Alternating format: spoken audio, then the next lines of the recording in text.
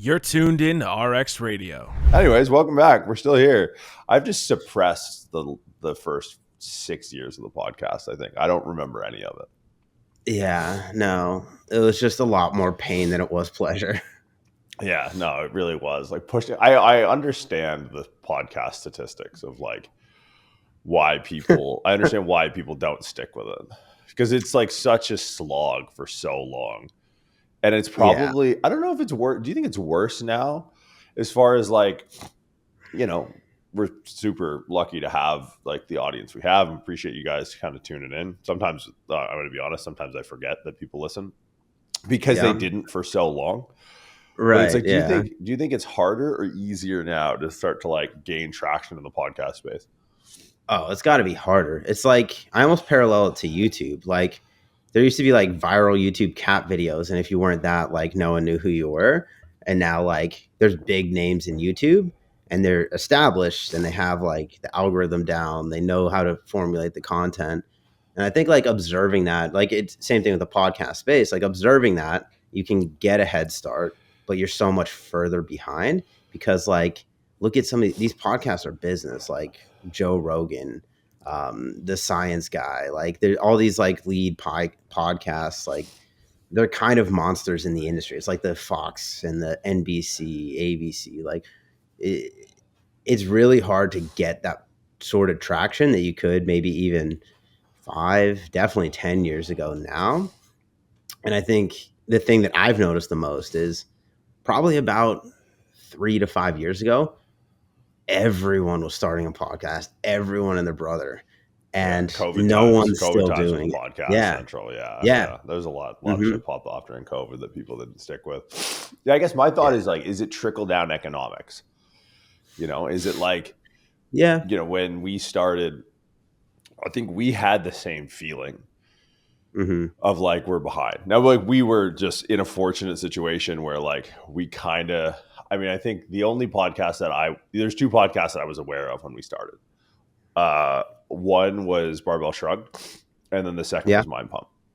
And it was like our proximity to Mind Pump that I was like, oh, okay, like I get it. I think we could probably sort this out. Now we almost didn't sort it out, but I think at the same time, as those big monsters have scaled up, there's more people listening. So, and I'm curious, like the accessibility to like this type of equipment now is so easy and it's like widely understood. Like, the idea of video podcasting for us didn't come online for like a year or 2, maybe longer than that. And even then the setups were pretty rudimentary. So like the access to the technical barrier of entry, like, I mean, I told the story on the podcast like 100 times of how we used to upload the podcast. Oh my God, dude. Now, to be fair, I don't know how we upload it now because we have J Marsh that sorts it out for us. But like when we were in the back of the machine, like uploading it for free because we didn't have any money for like any services, that I think like, yeah, I don't know. And maybe it's just a wash. Like maybe it's all the same. Maybe it's just our perspective that's changed. But it's wild to see. I mean, further to the point, I think the craziest thing has been that drop off. Like we started, almost 10 years ago now, and COVID hit, and I was like, I don't know if I was necessarily worried, but I was like, fuck, there's like a lot of podcasts. I guess I was glad we got in when we got in. And then, but yeah, the last couple of years since like the world opened up again, that and Instagram lives. I remember Instagram lives were like the only that you go on your feed, there'd be no stories. It would just be people talking to each other on Instagram live. Yeah. Yeah, dude, it's nuts. I do think like I look at a podcast as almost if you have an online business, it's almost a necessity now versus before it was like it could be its own arm. I think people like have their niche following and they can transfer that following to a podcast, but it's a lot harder to acquire new listeners for a podcast because podcast is like people, I at least use them differently 10 years ago than I do today. I mean, I use them about the same, but a lot of people use them differently. Like there's people that are just podcast listeners now. Like they'll like instead of turn on a TV, like maybe we did when we were like kids, like people just turn on podcasts and listen to podcasts, just like kind of mindlessly going throughout their day. And they have like channels that they'll kind of sort through. But like, I think it's, as a part of an online business, like you almost need that arm, that like communication with the people that you're talking to, almost just like an Instagram or a Facebook page, something like that. But I used to just go, like, yeah, it was a few podcasts I listened to, and I'm like, all right, I'll listen to these guys because they have good guests that I don't have access to, maybe 10 years ago. And now like everyone's become so much more accessible. So like you can just like, oh, like I don't like that podcast, I like that guest they had on, I'm just going to listen to that guest. And it kind of like, I don't know, I think the way that people find people that they resonate with their message is a little bit different now, because everyone is so much more accessible, that you know, it's not necessarily like, I don't know, like when we were kids, if I wanted to like hear Michael Jordan talk, I'd have to go to like an interview that he did on ESPN or something like that. But now you can just go like to a Michael Jordan page or something like that. So it's, I think the way that people are accessible and like the amount of content that you can access from a person that you want to hear from is different. And that's why the channels are a little bit different. Yeah, that's interesting. I never really thought of it that way, like the accessibility. Like there'd be a point where it was 60 minutes, or like, Yeah. you know, you were on The View. We're essentially The View. We're The View for guys in their 30s. I'm Joy Behar, and you're Whoopi Goldberg or whatever, whoever the fuck is on The View. Actually, I want to switch. I want to be Whoopi. And now I think kind of to that point, because people, you know, they talk to us about the podcast. A number of times I've walked through our setups, like my camera light situation with people. The number one advice that I end up giving people is like, find your corner of the market. Like, I think that was something, and that'll kind of lead into what we talk about today. And it's something that we kind of strayed away from for a bit, and we've deliberately kind of tried to stray back when we can.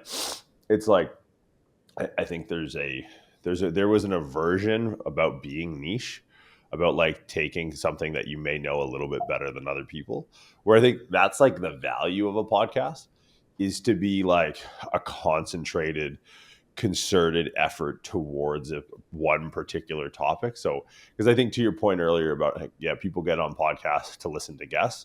I think now the way, you know, podcasts are like codified and indexable and searchable, people are actually looking for topics.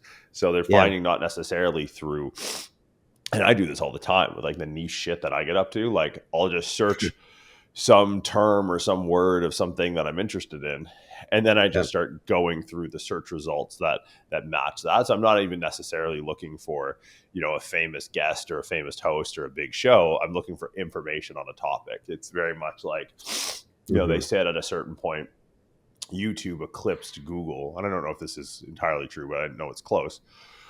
Where the YouTube platform, obviously it's owned by Google, the YouTube platform became the largest search engine, right? So it's like people were just looking things up on YouTube rather than looking things up. And it may not be, if it's not number one, it's a close number two.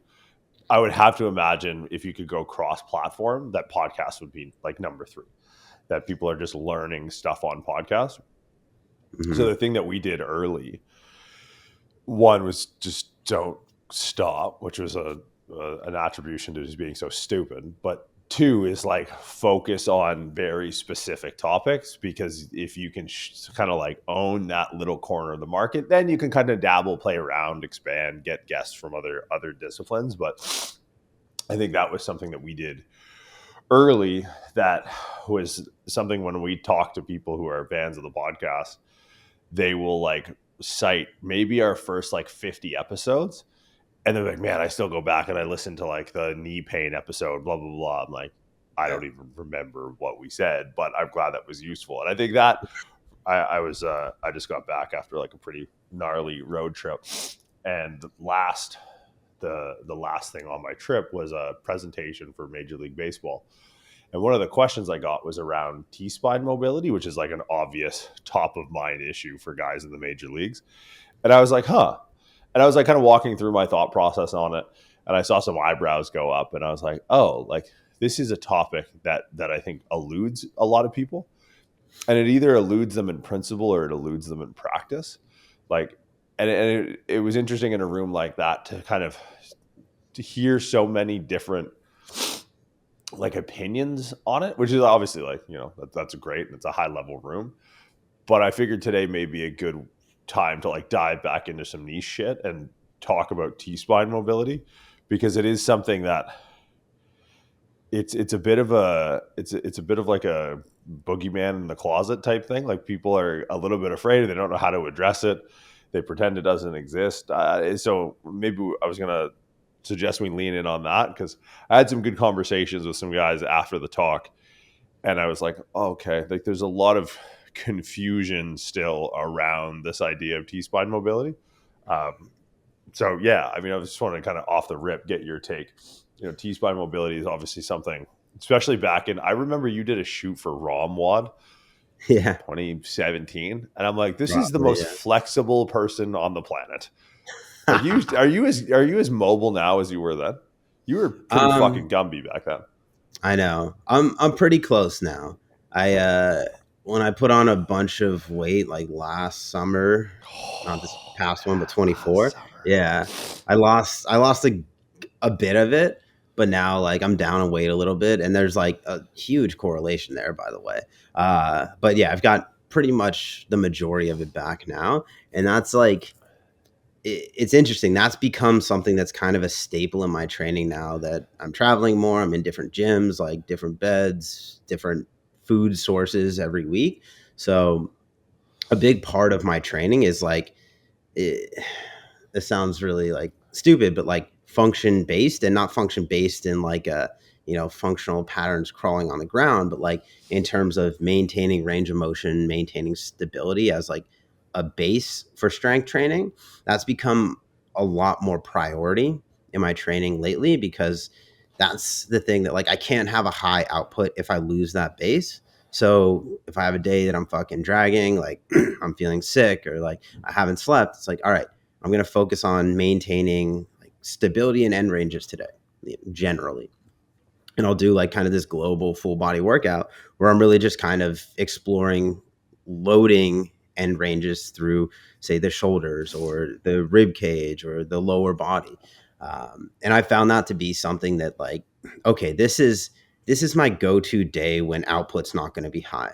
It's like I'm going to focus on maintaining range of motion stability in a way that I can layer on top of when I have those days that seem like they're getting even more few and far between, um, where I can actually push output. And that's the thing that like coming back and touching on that on a relatively often basis, because it is like that chart is so up and down, it allows me to have those high output days when everything does align. So to answer your original question, like, yes, right now I'm at a point where that is a priority to me, because when that suffers, output suffers, and then I'm just pissed off because I'm having bad workouts because of that.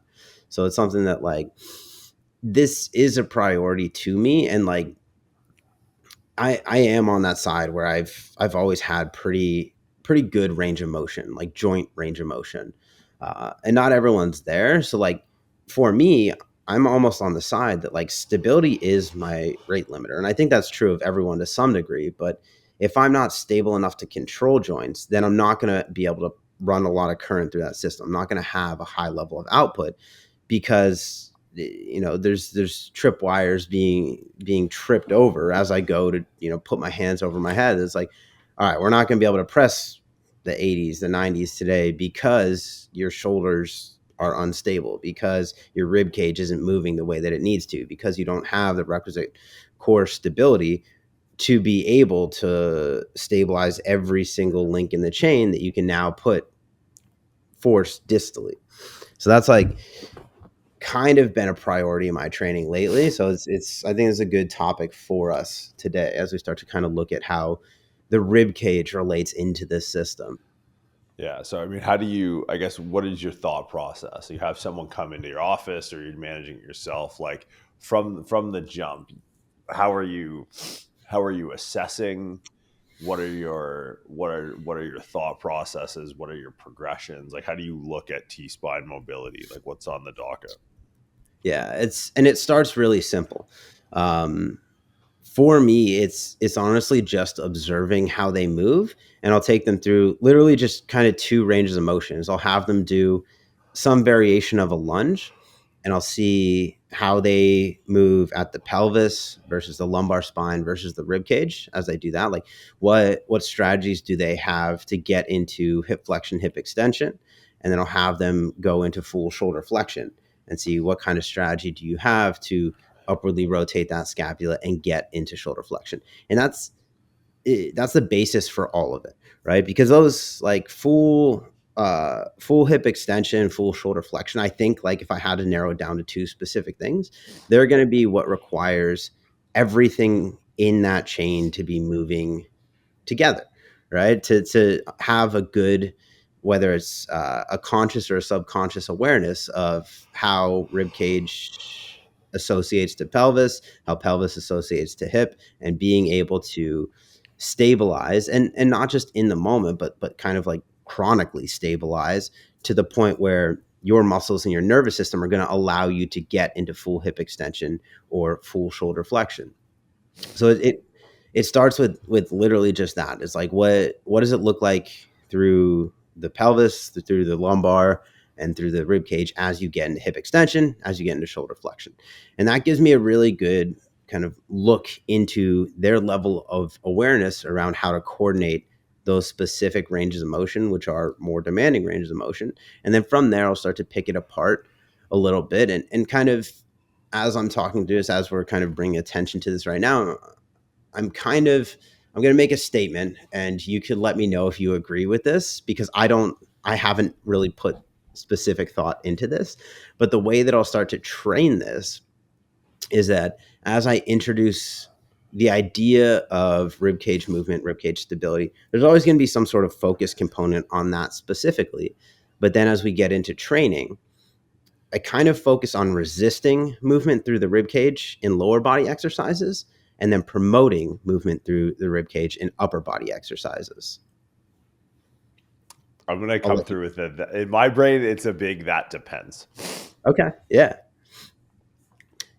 Yeah. All right. We'll expand on it. But kind of the way that this the way that I came to this is that, okay, if I understand that someone's having a hard time manipulating rib cage position or understanding how to create stable positions through the rib cage as it relates to the pelvis and the lower body, as it relates to the pelvis and the upper body or the scapula. Typically what I'll do is I'll work on something that is challenging to them with their current capability in terms of like a warm up, whether that's something like lower stimulus, like low stimulus would be like literally rolling the lats and the pecs, but like something like a bit greater stimulus, like something where they're dynamically creating movement or in a slightly resisted way. Like one that I really like for the T-spine is like a half kneeling banded book opener, right? So it's like one knee's on the ground, one hip is flexed, they have one arm in front, and then they're just opening up. They're using the posterior musculature to create posterior rib cage rotation on one side of their body, and they're resisting it on the other side. I like both components of resisting and creating movement there. That's like something pretty low tier I'll go through, or like a side plank I think is a really good entry into understanding how to resist movement through the rib cage. Is that okay? We're going to get into a stacked position, not necessarily aligned with gravity, right? Like if we're talking anterior, posterior tilt, like we're on our side. Like gravity's not necessarily impeding our ability to get into a neutral degree of pelvic tilt. But what we're doing is we're resisting lateral flexion through the rib cage. And I think that's like subconsciously, whether people realize it or not, that's a level of coordination that they need to be able to possess before we can start to create dynamic rib cage lateral flexion. So I'll start with like, literally just that as a circuit. And like another one that I'll use is like lying flat on your back, like a supine 90-90, like hips at 90 degrees, knees at 90 degrees, heels on a bench. I was having them do kind of a curl up in that position. And like the idea here is that we are getting into a position to now understand pelvic tilt, and we have sensations that are associated with that then I can have them come back to and reference later in the workout. Like if I'm going to do an RDL, like I need you to understand how to create a neutral rib cage to pelvis orientation. So like remember that thing, that supine 90-90, or that thing we did on the ground in the beginning. I want you to feel those sensations as we do a hinging movement. And that might be some regressed hinging movement for someone like that doesn't have an understanding of this awareness. But like for me, the most impactful way to teach people things is to get them to feel it, and then force them to recreate those feelings in different scenarios and start to associate them to different movement patterns. So it kind of starts in that way, is that like when I have someone that doesn't have a good understanding of how to coordinate their rib cage, their kind of torso to pelvic mechanics, it starts with getting them to feel specific sensations and then getting them to come back to those in a more challenging way in short proximity, like from warm up to A1 or B1. And then from there, like I was kind of saying earlier, is like, I think obviously we're going to be stronger in resisting movement through the rib cage than creating movement. So I think a really good way to start to scale that resistance is through things like, say, a contralateral load on a single leg RDL, B stance RDL, a split squat, a lunge, walking lunge, something of that sort. I think gives us a really good stimulus, and it's more of a subconscious stimulus because we're now getting them into a position, we're cueing them into a position. Like, all right, now just hold that position, feel those sensations throughout the duration of this set. Once we lose those sensations, then we're done with the set. And I think that starts to build up a base level of awareness of the muscles that control that range of motion. And then as we start to move to the upper body, I think scapular mechanics and the way that we move through the shoulder, that associates really well with rib cage rotation, lateral flexion. So things like where we're going through some sort of rotational press or pull movement, or like a unilateral like an overhead or incline press, there's going to be some degree of lateral flexion with that. So I start to integrate more dynamic rib cage movement with scapular movement versus, or even like in a lower sense, we could start with static rib cage on the upper body with like a rear delt fly or like some sort of row where they're finding a position that allows them to go through like protraction, retraction at the scapula. And then we can start to associate that to some sort of press or like, end of spectrum, like a kettlebell windmill, where they now have to dynamically change the position of the rib cage to accommodate the stability that we need at the scapula to be able to maintain that range of motion. So I think that's maybe a little bit deeper layer of why I tend to associate static rib cage with lower body movements and dynamic rib cage with upper body movements. All right, guys, we're going to take a quick break from today's episode and talk about Prescript Level 1. PSL 1 is a 16-week online applied biomechanics and functional anatomy course. If you're a coach or clinician looking to provide more value in your practice by solving more complex problems faster, this course is for you. Now, course is currently closed for registration, but the waitlist offers a discount for all who sign up. So if you want to head on over to www.pre-script.com, get your name on the waitlist, get that discount, and be the first to be notified when registration is open. So again, that's www.pre-script.com. Waitlist registration is on the homepage, and we will see you in class. Now back to the episode. I think I'm with you on that. No, I like the idea of creating bringing the unconscious awareness conscious. Like, you could watch two clients perform a Bulgarian with a contralateral load, but one client is being cued in the intent of, hey, I want you to be mindful of the upper body while you're doing this. Feel this like counter rotation movement. Like, in that case, you're going to be using, your lat on the loaded shoulder side and the glute on the opposite shoulder side to like resist that rotation of having that shoulder fall towards the opposite knee. And that's your counter movement through the rib cage. And then when you go to, cue that book opener, or you cue the book opener before, it's like it's a feedback loop, right? Mm-hmm. Or a feed forward loop, if you will. So where you take the other person and you just go, here's Bulgarian, do Bulgarian. Now they could both do Bulgarian the same way, but how many are going to get that opportunity to have the awareness around the rib cage while they're performing the lower body movement, which then feeds forward into their awareness in the upper body through the rib cage when they're doing upper body movements, right? Like, if you take those two people side by side and you send them off, and then in 2, 3, 4 weeks, you were to reassess, and not even necessarily, and I think this is worth talking about, not necessarily assess range of motion from like, we're going to bust out the protractors and goniometers and measure it, but who has more loadable range of motion with exercise selection. And that was something that I think is kind of paramount, is this idea like around assessment and a hyperfixation around assessment. Like, you and I, I was probably sitting next to you when we were learning about, and I air quote learning about, like measuring joint angles with little fucking, and I'm like, what are we doing here? Right? Like, I'm not going to bill insurance. I'm not going to do fucking car crash rehab bullshit. And like, I'm not going to do it. Yeah. So the idea, like, I don't care. I don't care to he has 47 degrees of extra. It doesn't matter, right? Like, what does that mean from an exercise standpoint, right? And I think that's where that model, I like that idea of like, all right, we have an opportunity, even in our lower body sessions, to start to create awareness around our upper body mechanics. And when we get back to our upper body mechanics, we haven't been, days separated, depending on your training split, but potentially days separated from cueing this.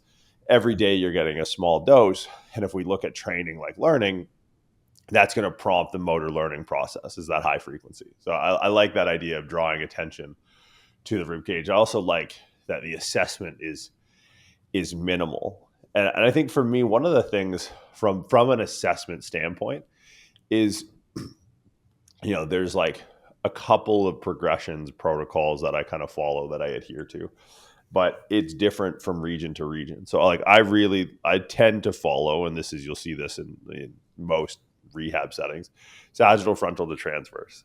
Yep. If you're dealing with someone who's just off the table, almost regardless of whatever the surgery is, you're likely going to approach reinstating movement in that way, right? It's sagittal plane joint orientations tend to be better supported with both like inert soft tissues, right? Your discs, your meniscus, these are all things that primarily promote compression, sort of this sagittal plane loading.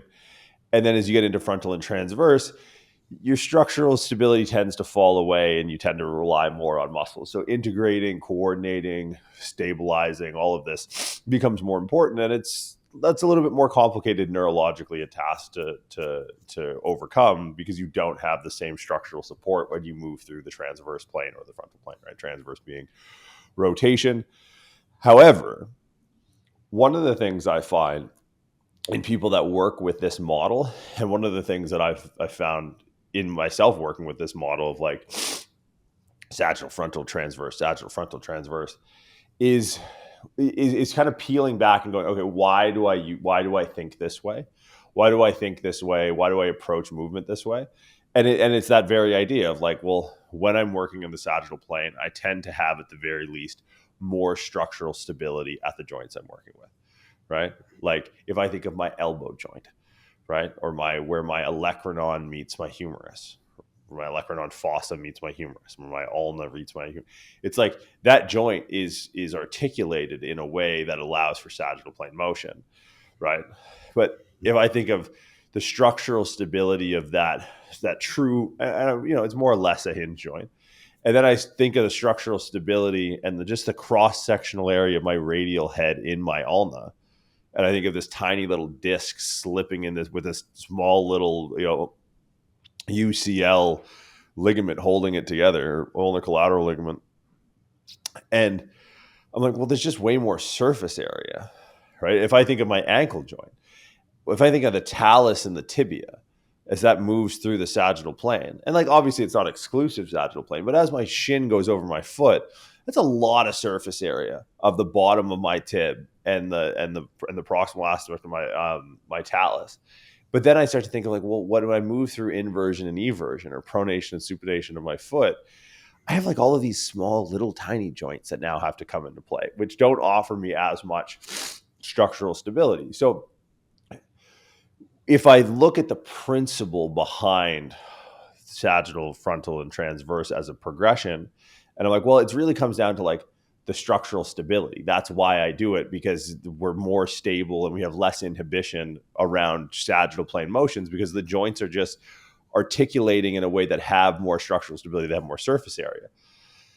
If that's the underpinning principle, this idea of surface area of these joints and structural stability, I almost can do away with that in the sagittal plane, or sorry, not in the sagittal plane, in the thoracic spine, because it's like, okay, I could look at the T-spine, and this is something that I've kind of evolved and adapted over time, and I can approach it the same way. I'd be like, all right, we're going to look at T-spine through the sagittal plane. We're going to look at T-spine through the frontal plane, and we're going to look at T-spine through the transverse plane. But over time, when you realize it's like, well, the reason we approach it in that order at a shoulder or at a knee or at a foot or a wrist or an ankle or an elbow is because the prevalence of structural stability kind of affords us a little bit of a margin for error in the sagittal, less in the frontal, and even less so with the transverse. But when we deal with the T-spine, the structural stability of the ribs is a unique feature to that region that actually changes the way we interact with sagittal, frontal, and transverse. So I am, say for a knee, I'm pretty diligent. Like if I'm dealing with strain sprain, or if I'm dealing with a surgery almost of any kind, I'm going to be following that to a T. Passive range of motion through the sagittal plane. And then as you get that from passive to active assisted, then we maybe introduce frontal plane, and then abduction, adduction of the hip, passive. And so you kind of just have this succession that's always being led by the tip of the spear being, the sagittal plane progression from passive, active assisted, active to active resisted.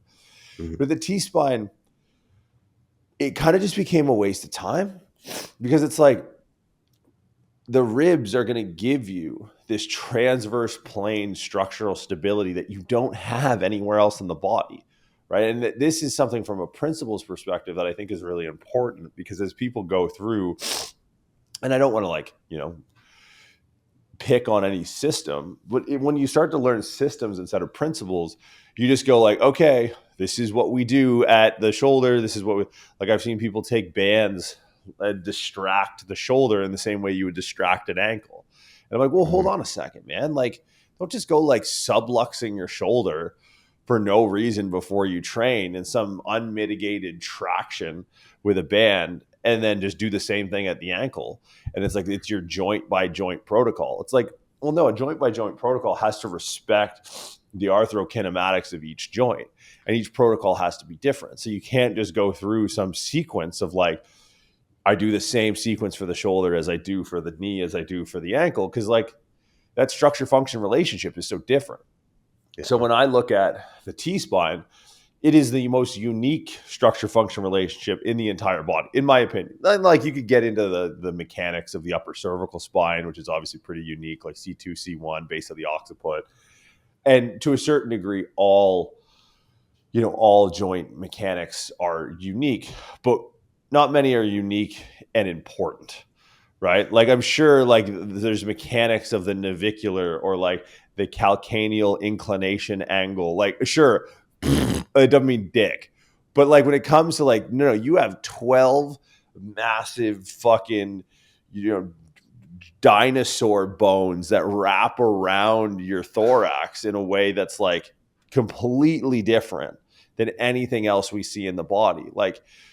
This is the only sagittal or horizontally oriented structure in the body. Everything else sort of falls in line straight down.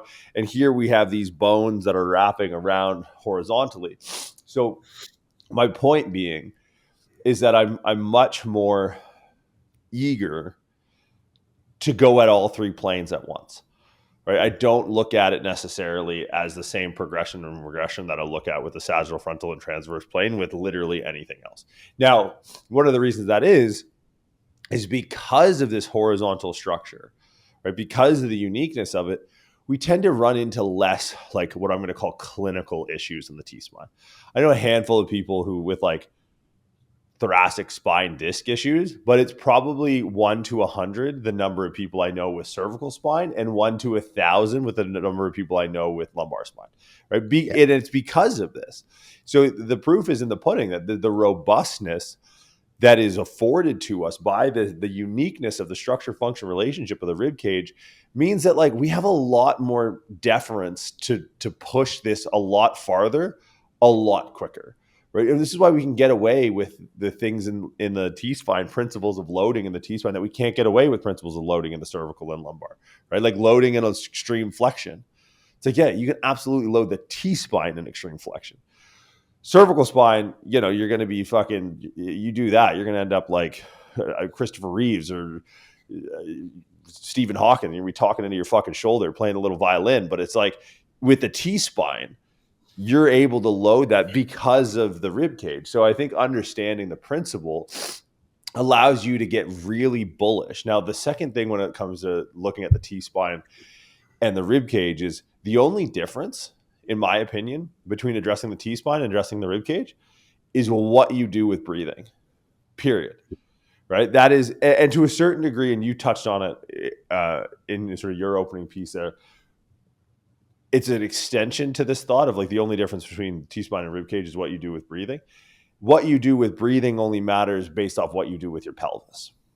Because if we're actually trying to affect the shape of the rib cage, we have to be mindful of the position of the pelvis. Because really, like, there's a couple of, I'm going to use muscular landmarks to sort of like highlight my thought process of this. The first muscular landmark is going to be, or landmarks, is going to be the thoracic diaphragm and the pelvic diaphragm. Anyone who's taken L1 or L2 knows I'm very strict on the language of pelvic diaphragm. Take your pelvic floor bullshit and go piss somewhere else, because I don't got time for it. Like, we're trying to be adults here. We're not trying to have some shock factor shit. It's if we like, it's all about framing. When you frame the pelvic diaphragm in its relationship to the thoracic diaphragm, your interventions become clear. When you look at the pelvic floor as a system unto itself, you're completely lost, right? You're completely lost because you're missing the side of the equation that deals with applied force. Everyone just looks at, I honestly, and this is going to sound bad, can you name me a pelvic floor muscle? Because I can't. I remember the fucking picture in the textbook. I literally cannot name you one pelvic floor muscle. I can, but I don't want to. It's just okay, not thank you. a frame I want myself saying on the internet. So we'll say no. Because here's the thing, like, you don't train your pelvic floor like you train your biceps. Right. It's again, structure function relationship. Like, it blows my mind that you get someone who goes on like PubMed and WebMD and anatomy.com, finds the insertion and origin of like, I've been racking my brain trying to think of a single muscle of the pelvic floor for the last 5 minutes. Can't think of one. And they like, oh, well, this goes from here to here. Therefore, we're going to shove this finger up this hole and do this. And it's like, yo, can you zoom out? Can you zoom out for like 2 seconds and think about what the fuck you're saying? Right? It's like, so all the frame shift that I like to apply is pelvic diaphragm always. Right? Because then it's like, it's part of this diaphragmatic system. Right? It's a part of this cylinder inside of inside of an engine where you have a piston that runs through this motor that attaches to this drive shaft. It's like, if that piston on either, it has two heads to it and it goes up and down. It's like, that's your diaphragm, right? It just goes up and down, your diaphragms, plural. And it's like, when you look at it that way, you start to realize that the strength of any one diaphragm is not nearly as important as the position of both, right? And so when we look at just the pelvic diaphragm in isolation and we address it so as the pelvic floor, we're completely blinding ourselves to how it is we're putting and demanding force on the pelvic floor. But when we say diaphragm, now it's like, okay, this is a system that has to run adjacent. So when I'm using these muscular landmarks, my first two landmarks are pelvic diaphragm and thoracic diaphragm. Then it gets into rhomboids and serratus. Those are kind of come out of my next landmarks. And then my next landmark after that is my obliques. It's like, if I think about making a change at the ribs in the T-spine, those are kind of my three focal points, my three, not necessarily axes per se, but those are like the actual things that are going to move the structure, right? So first and foremost, from a ribs perspective, especially the lower ribs, our diaphragm, plural, is going to be like it's quite literally central, right? Like it's going to be the focal point. Like when you talked about the 90-90 feet on the bench with like a hip lift and a bit of a crunch, you're taking these diaphragms that are like kind of out of position, you're putting them in position. So then that ventilation process, like if my right hand here, for those of you watching on YouTube, and if you're not, go hit subscribe, is if this my right hand here is my thoracic diaphragm. And as these align and stack, and they're within this, this piston of your thorax and your abdomen, it's like, well, when I exhale, right, and this goes this way, this now as this pushes into my chest cavity, my mediastinum, I think would be the correct term. It's now going to manipulate all the pressure over here. I feel like I'm like doing the weather report, but it's like as this goes up, now it's like this is liable to change the dynamics of the rib cage here, right? Where if you're not addressing the position of this, there's no pressure to be pushed into that thoracic cavity. So that's why we look at these diaphragms in pair, so that when this is stacked and we're in this ribs over pelvis position, our ventilation now actually creates meaningful pressure and motion through expansion of the ribs, however we're set up. So in this case, you're talking about a more sagittal plane P to A expansion, but if we're side lying, this is going to create some lateral compression or lateral expansion and compression, and depending on whether you're on an inhale or an exhale. So that's like thing number one. It's like if we're just moving shit around, sure, you may be able to make some transient change to your awareness and your position of the T-spine.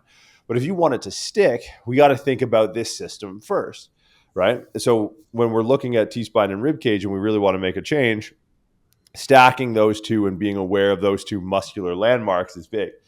The second one, and really 2 and 3 for me, run in tandem. Because as we start to move out of the sagittal plane and go through like flexion extension drills, and this is your cat cow, this is your cat camel, whatever. And then you move into things like side bending or side planks or thread the needles or book openers or around the world or what have you. The relationship of the rhomboid and serratus, I think of it almost like, so Thanksgiving has come and passed, Christmas is on the way. When we think of like a balloon in a parade, there's just like ropes. At least this is the way they use it. They probably do it with drones now. But like back in the day, like the Macy's Thanksgiving Day Parade, there's just like a bunch of people on the ground holding this giant balloon of Snoopy or whatever, right? And it's like, if Snoopy is the structure, the T-spine and the rib cage, the ropes are the muscle, right? The people holding the ropes and how they pull is going to dictate where this thing is, right? Or the direction. If you got to hook it from Fifth Avenue onto Park Drive and everyone has to turn, there has to be a sequential changing of tension from people on one side of Snoopy and people on the other side of Snoopy. Right? People on the one side got to fucking start running way fast in the other direction, and the other people kind of got to play the anchor and hold still. In this case, Snoopy is the T-spine and rib cage, and the rhomboids and the serratus are the ropes on either side.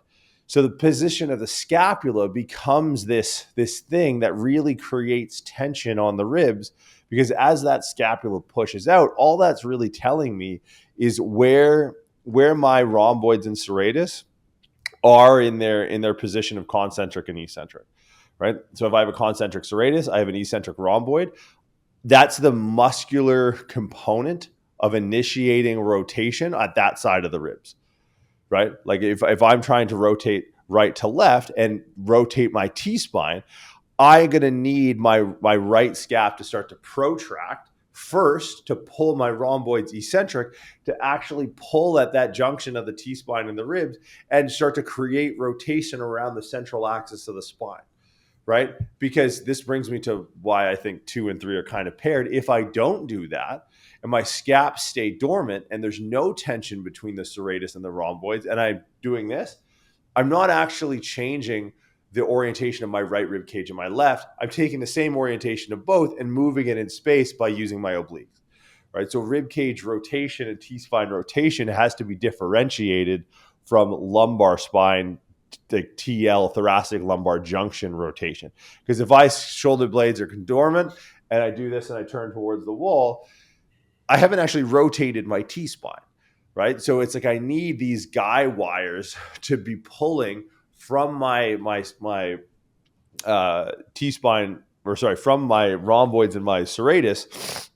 It's like my serratus pulls my scap, and then my scap pulls my rhomboids then pulls my ribs, right? And it does so unilaterally, and then I can work these in conjunction. So if I'm trying to truly rotate, true at least upper T-spine rotation has to have a component of push and pull, right? It has to have a component of like reach and row, if you will, because reach is going to be sort of this idea of scapular protraction and upward rotation, and rowing is going to emphasize this idea of retraction on the other side, retraction and downward rotation. So you have to have that element, because I may not be visibly shifting and the logo on my sweater may not be changing directions, but I'm getting way more mobility through the T-spine and rib cage with this reach and row or push and pull than I am if I do this. And that's hard for people to understand. So then brings me to my last point. It's not as if the obliques are a kind of a moot point. And it's not that turning is not a function of the T-spine. But again, we have to start to think a little bit smaller and have our reference points be a little bit more sensitive. Because if I'm looking at this facing that way, that's not T-spine rotation, right? Because just like with this, it's a very subtle push and pull. And if you'd imagine the movement around my sternum is staying in a central axis, and it's kind of like just doing this, right? Like it's just turning, everything's turning around this thing that stays neutral. It's the same thing when we get down here, right? Like when we're twisting, I'm just moving my lower ribs, and this is my obliques, right? So it's almost like if you were to really, like if I take this coffee cup, for example, and I say, right, this upper part is, so this upper part's my thorax, this lower part's my lumbar spine. My serratus and rhomboids sort of manage here in rotation, and then my obliques manage here in rotation. Right, so you're going to get upper T-spine ribs with your serratus and serratus and rhomboids. Like your serratus goes down, I don't know, to the 8th rib, if I'm not mistaken. And then your obliques, guess where they start? External obliques start at the 8th rib, right? So no, upper 8, lower 8. So your obliques are your lower 8 ribs. You only have 12 ribs. So you have two ribs that have both. That's where you see like tie-ins. Is you're going to see like the serratus tie into the oblique. You have muscle fibers running one direction for the serratus, muscle fibers running another direction for the obliques. So it's not this big global rotation at the TL junction. It's this subtle movement of the lower ribs left and right, and it's your internal and external obliques creating that rotation. So for me, when I'm looking at it, like to kind of, I feel like I took one breath 30 minutes ago, but it's like, I think depending on your frame of reference, I like to use a muscular frame of reference and have like these landmarks along the way of structure where it's like, okay, pelvic and thoracic diaphragm, these are a system. Your rhomboids and your serratus, this is a system. Your internal and external obliques, these are a system. And if you're going to create meaningful change, you have to have all of these systems kind of working in tandem with one another. You have to be mindful of the position, the orientation, both concentric and eccentric, of those three systems if you're going to make a change at the rib cage. If one of those is out of place, you're going to be really inefficient in your approach. If all three are in place, you can pretty much make changes to rib cage range of motion, T-spine range of motion, like that. Yeah. You knock out the inhibition. You use a word earlier that I really like, and I forget what it was, but it's something to the effect of like you kind of you take out that inhibition where you're no longer, the nervous system is no longer fighting against itself. You kind of like line up these puzzle pieces, and then everything falls into place. And the tone that limiting your rotation or your lateral flexion or your flexion extension at the T-spine and ribs just falls off. There's no more alarm bells in your brain. But like, you have to be able to stack, and maybe not stack is the right word, it is for the diaphragm, but you have to be able to kind of connect these three pieces of pelvic and thoracic diaphragm, serratus and rhomboid, and internal and external oblique. If you can do that, you're fucking, like, I'm talking, you're doing magic tricks on people. People are literally like, they look at you like a dog at the end of an electric fence. They're like, what the fuck does that? It's like, yeah, you just have to understand that these are the puzzle pieces that govern our perception of our skeleton's position, which then sends a signal to our brain and modulates tone around our spine and ribs. And if you can like put those puzzle pieces together, you crack that code, the alarm goes off, and next thing you know, motion's unlocked. Yeah, that's huge. And there's a ton to unpack there. But one thing I want to zoom in on a bit is the idea of, there is a lot of times people that don't understand how to align these systems. There's going to be some sort of sympathetic guarding around positions that they're underexposed to, positions that they don't necessarily have control over. And there is a huge link here in between one of those systems that you mentioned, the diaphragmatic system, our breathing, and our sympathetic versus our parasympathetic nervous system. And that's like, maybe this was like 2-3 years ago now, but there was like this huge wave where there's a push towards like breathing drills. And every time someone brings up a breathing drill to me, I just fucking roll my eyes, because it's so low stimulus to take a very valuable piece of our session. Even if that's 2 minutes, that's 1/30th of our session, if we're here for an hour, to focus in on a specific breathing drill. And now, this isn't me saying that breathing isn't important, but we're going to be breathing for this entire session, right? So it doesn't necessarily make sense to take this time to focus on like, all right, we're going to sit here and we're going to breathe, versus the idea of cueing breathing throughout every single exercise in a session, right? Because that's going to be this kind of constant every single second that we're alive, as long as we continue to be alive, right? We're breathing. And there is kind of this link between, it's a slightly more sympathetic tone with an inhale, a slightly more parasympathetic tone with an exhale. So meaning that we're going to slightly tense up our musculature with an inhale, and we're going to slightly relax with an exhale.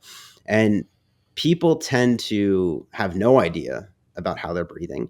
And the thing about that is, it doesn't fucking matter, because your brain's going to keep you alive, and you're going to continue to breathe, even in some cases when you're literally brain dead. Like you will still have neurological input to your diaphragm, and you will breathe whether you're conscious of it or not.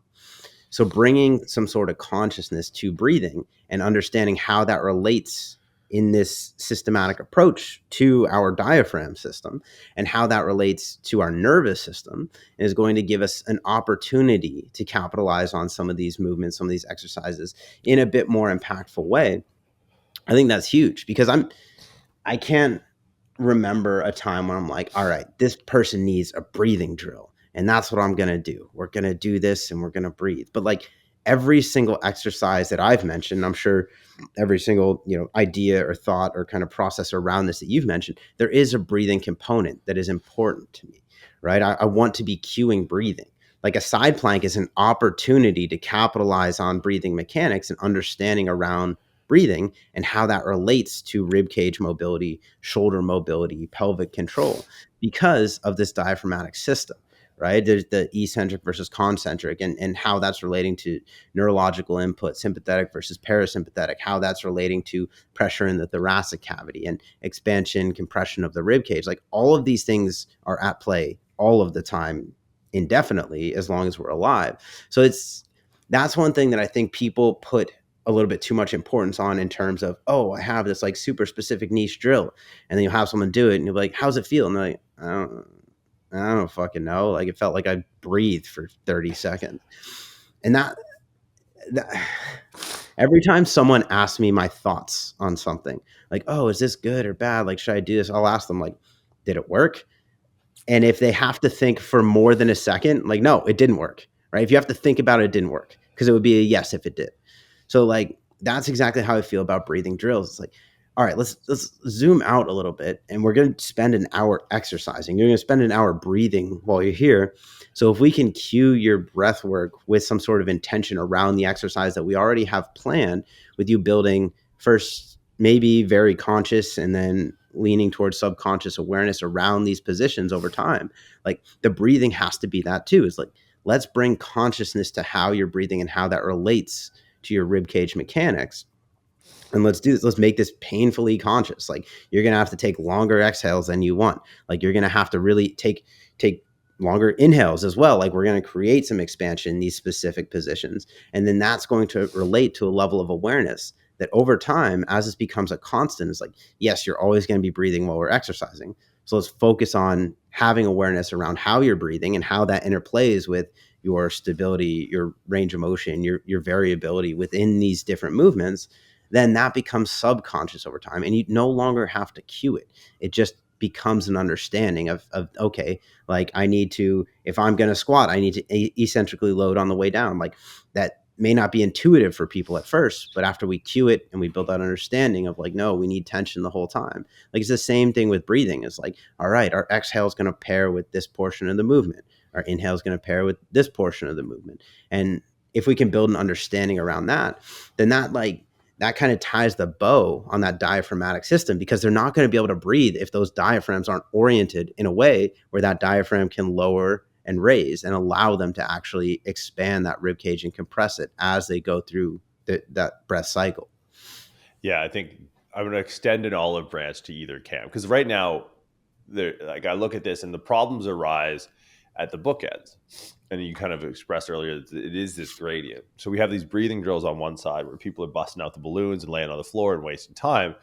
But one thing that people have to realize is that we respect the breath's ability to manipulate the position of the rib cage. All of us do, especially like the more meat-headed, bullish versions of ourselves. Because if I put 200 kilos on the bar, I don't care who you are, you respect the breath's ability to manipulate the position or the shape of the rib cage. Just in that context, you do it in the way of it creating counter motion. So your breathing strategy in that position exemplifies the exact same principle that the guy on the balloon with the balloon on the floor exemplifies. Now, the problem is taking the guy with the balloon on the floor and pushing him a little bit more towards the 200 kilo squat and being like, look, along the way, don't lose that. Because this guy has a real understanding, or girl has a real understanding of like, what does the position of the torso, how are we breathing, what's the position of the pelvis? Like, they're very in tune with sort of the relationship that's caused when we look at the diaphragm, but they're not so in tune with the rest of the system and the pressures that can put on it. And because we need that compression to help drive expansion in certain places to create motion. So like, we actually need to pay attention a little bit to what the guy on the floor with the balloon is doing. If you're someone who doesn't know that you're mindful of breathing, but has a blood pressure of 300 over 200 when you're doing a back squat, like, that guy's mindful of breathing. He's just not mindful that he's mindful of breathing, right? He doesn't have the meta awareness, but when he takes, what sounds like his last breath that he's ever going to take, and then unracks 200, 300, 400 kilos, it's like, no, you guys are actually operating off the same precept. Right? You're operating off of this idea that your breath is a very powerful tool to put your skeleton in a particular position, right? In one case, it's too underloaded. In one case, it's too overloaded. The key, and this is something that I'm glad we're kind of closing on this, is understanding when it's an issue. Because sometimes you don't got to say shit. Sometimes your clients are already kind of intuiting this thing that they do naturally, and they don't have a deficit in their ability to find a position to get eccentric through a pec or concentric through a lat or whatever it is. So I think the key to this is the subtlety. Something that we say a lot in prescript courses is like, yo, be cool. Like, be fucking cool. Because like, it's not cool to have blood pressure 300 over 200. It's not cool to roll around on the floor in balloons. It's cool to solve problems. And so there's a subtlety that comes with this approach. And it's something where, like, when we talk an hour about one tiny part of mechanics, I don't want people to take this away and that be the only thing. Because it's like, if you start spinning this plate this week in your practice or with your clients, there's a million other plates that need a little bit of attention every time you're dealing with a person. So you don't want to be the T-spine guy. I'm sure we could go on Instagram right now and there's at the T-spine guy, right? At knees over T-spine or whatever. And it's just like, dude, how bad are you at the rest of your job if that's your focal point? Like training is this weird thing that the more generalist you are, and the fact that you know more things in depth, like you have a breadth and a depth, the more specialized you can be, right? But you need to be specialized at the right time. So it's not like you want to be focused on this, like, because we're talking about it right now. This takes up 1% of my bandwidth when I'm training a client.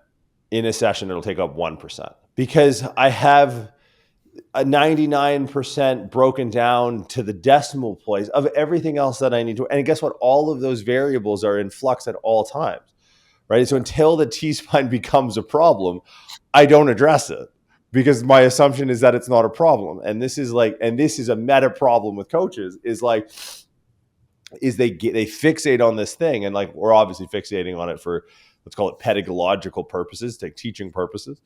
But understand that when we apply this in practice, it may be like one cue between 2 working sets in a session a few times a week in a movement that someone struggles with.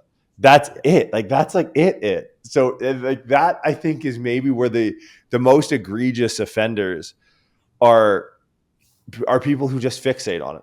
And so it's like you have to put this in the broader context of training someone at large. All of the other variables that come into play. So like if you're on the floor, you have an advantage to a certain degree. You have one advantage. You understand some of the minutia. Great. Apply that to create space to challenge muscles, and then challenge muscles and be more like our big back squat guy or girl. But if you're the big back squat, core is my only core work I do is squat, bench, and dead. But you you don't know this, but you're respecting the power of breathing to manipulate rib cage mechanics in a static setting, no less, but manipulation regardless, just as much as the guy on the floor. You just need to move around a little bit more. You got to go full balloon? No. But should you train some unilateral stuff? Maybe be conscious of the ribs counter motion in your upper body when you're training the lower body, and then maybe be a little bit more deliberate with your movements. And probably. You're probably both going to be better off. But at the end of the day, it's like, be cool. Like, it's only a problem if it's a problem. And identifying the problem is step number 1. Framing the problem is step number 2. And then solving the problem is easy, but you have to do the first 2 things first, right? But anyways, I have literally nothing else to say. That's all I know. That's the only thing I know. No, that was killer. Yeah, I don't know, man. That's it. We did it. It's rib cage rotation. Yeah, cool. RX Radio. Appreciate it. We'll see you next week.